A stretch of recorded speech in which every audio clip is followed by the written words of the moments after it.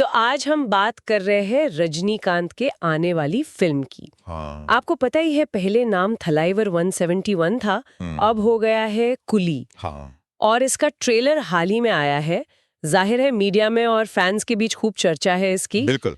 तो चलिए जरा देखते हैं कि ये ट्रेलर क्या बता रहा है, क्या इशारे मिल रहे हैं। ट्रेलर आते ही सोशल मीडिया पर तो जैसे हंगामा समझ गया। हाँ, होना ही था। हाँ खासकर रजनीकांत सर का वो लुक, कुली वाला। हाँ, वही बॉडी पर टैटू, हाथ में वो गोल्ड बार जैसा कुछ या गन है शायद। और एक्शन तो ताबड़तोड़ लग रहा है। एकदम वही रजनी सर वाली एनर्जी।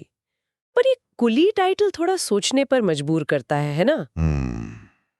शायद सिर्फ एक्शन नहीं, कुछ और भी हो।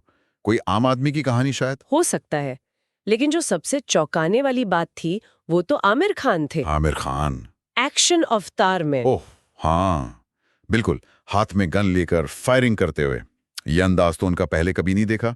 मतलब हाल की फिल्मों से तो बिल्कुल अलग। हाँ, वही मैं सोच रही थी, क्या ये बस एक कैमियो है या कुछ बड़ा रोल है? ये बहुत इंटरेस्टिंग सवाल है। देखिए, आमिर खान अपने रोल्स बहुत सोच समझ कर चुनते हैं। तो उनका इस तरह के प्योर एक्शन मोड में दिखना, जैसे ट्रेलर में लग रहा है। तो क्या लगता है, लोकेश कनराज का यूनिवर्स इफेक्ट है ये? हो सकता है, या फिर उनके किरदार के एक्शन के पीछे कोई मजबूत वजह होगी, कोई इमोशनल कहानी। सिर्फ स्टार पावर के लिए तो नहीं होगा शायद। और श्रुति हसन भी तो एक्शन में दिखी। हाँ, उनकी भी एक झलक थी। तो मतलब फीमेल लीड भी सिर्फ सपोर्टिंग नहीं, एक्टिव रोल में हो सकती हैं। एक लगता तो यही है। एक्शन भरपूर है ट्रेलर में, पर क्या कहानी की भी कोई बात पता चली? हाँ, एक डायलॉग था जिसने मुझे थोड़ा सोचने पर लगा दिया। कौन सा वाला? वो जहाँ कोई रजनी सर के किरदार से कहता है कि तुम्हें परिवार का मतलब नहीं पता, वही और वही। उनका जवाब, वो मेरा भी दोस्त था। बस ये छोटा सा डायलॉग ये ट्रेलर को एक अलग ही वजन दे देता है ना? बिल्कुल, एकदम से लगता है कि भाई ये सिर्फ मारपीट वाली फिल्म नहीं है, इसके पीछे कोई दर्द है, कोई बदला लेने की कहानी शायद। हाँ। कोई ट्रेजेडी हो सकती है। ये दोस्त कौन था, क्या हुआ उसके साथ, ये शायद कहानी का सेंटर पॉइंट हो। और यही शायद लोकेश कनराज की खासियत दिखेगी। उनकी फिल्मों में एक्शन तो होता ही है, बिल्कुल, पर साथ में एक इमोशनल कोर, थोड़ा डार्क सा माहौल भी रहता है। एग्जैक्टली ये डायलॉग उसी तरफ इशारा कर रहा है। तो ये फिल्म सिर्फ मास एक्शन से बढ़कर एक रिवेंज ड्रामा या इमोशनल थ्रिलर भी बन सकती है। और नागार्जुन की एंट्री की भी तो खबरें हैं। हाँ, वो भी हैं। उनकी मौजूदगी कहानी में और क्या मोड़ लाएगी देखना होगा। साउथ के एक और बड़े स्टार का जुड़ना। सही कहा। पर जो सबसे बड़ी बात है, हाँ। वो है रजनीकांत, आमिर खान और नागार्जुन का पहली बार एक साथ आना। ओह यस, ये कास्टिंग तो मतलब कमाल है। 3 अलग इंडस्ट्रीज, 3 बिल्कुल अलग फैन फॉलोइंग, और तीनों की एक्टिंग स्टाइल भी कितनी अलग है।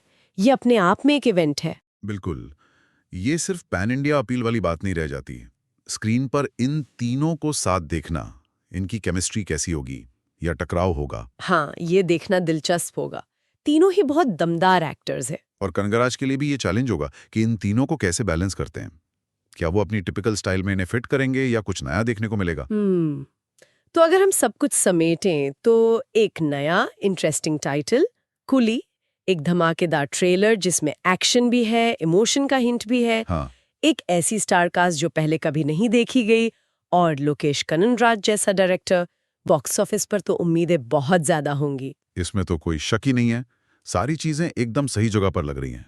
कास्ट, डायलॉग्स, एक्शन का फील, सब पर बात हो रही है। हाँ, पर मेरे लिए जो सबसे बड़ा सवाल है, या कहिए सोचने वाली बात है, वो ये कि ये तीनों दिग्गज, रजनीकांत, आमिर और नागार्जुन, जिनका अपना अपना एक ऑरा है, अपनी स्टाइल है, वो स्क्रीन पर एक साथ कैसे लगेंगे? क्या ये सिर्फ 3 बड़े स्टार्स का जमावड़ा होगा, या उनके किरदारों के बीच वाकई कोई ऐसी केमिस्ट्री या ऐसा टकराव दिखेगा जो हमने पहले नहीं देखा? उनकी अलग-अलग एक्टिंग स्टाइल एक दूसरे को कॉम्प्लीमेंट करेंगी या कॉन्ट्रास्ट पैदा करेंगी? ये सोचना काफी रोचक है।